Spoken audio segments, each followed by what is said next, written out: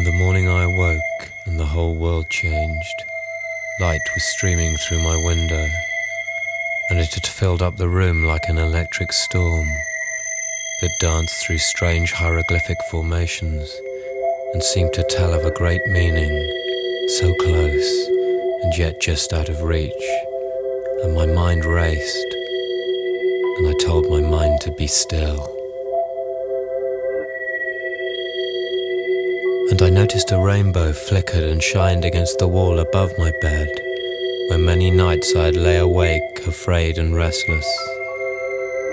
And outside the sky was the palest blue I had ever seen, and trees waved through the windows. Their arms, once so huge and cumbersome, suddenly breathed with animation and impulse.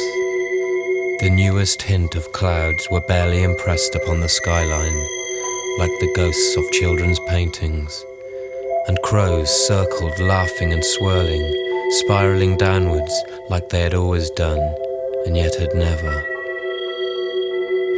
And the sense that everything was as it should have been filled the room and was mixed in nature with the light. When I looked again out of my new eyes, I saw that man was frightened, and that his cars and buildings and his roads and shops and his alarms were all frightened. And the light that had filled my room filled me, and I knew I would not be afraid again.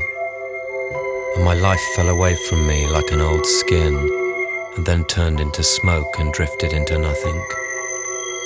And I heard the distant screams of my rage growing quieter and quieter, until I could no longer hear them, and I knew they had gone to live in the world of men, where they would be welcomed but not understood. And I sat again down upon my bed, and an angel was revealed to me, more beautiful than any man I had ever seen, and he took shape using the true properties of light, and his expression was one of a compassion that only the truly disembodied can experience. And he read from a small book these curious words: "The mystery of transfiguration is the key to the meaning of all." And ghostly shapes circled through the shape of a crescent moon, and Winchester Cathedral spire cracked, and fire filled the room. And I closed my eyes, and there was a silence around that stretched for 1,000,000 miles in all directions, and out of the silence came words of love. And then the love returned to the silence, and the love was the silence, and the silence was the love. And I knew that there need never be fear of silence, and the silence filled me up like the Milky Way. And I opened my eyes, and I was all at once outside with my new friend, and we walked along a beach together, where yew trees grew in a line that stretched across the sands as far as anyone could see. And I was free. And when my friend showed me my life and all of its suffering, I could see that I had not been alone as I had always thought, and that I should never be alone again. And time folded up like a carpet and was gone. I laughed and felt glad of my loneliness, which I had always so feared, and I gave thanks for the wound that is and always has been, at my very essence and nature.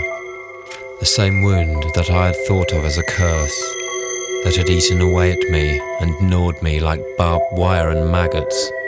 I now gave thanks for it, for I saw that my loneliness and its wound were gifts that had brought me this far, and without them I would have been like a blind man, like so many others lost.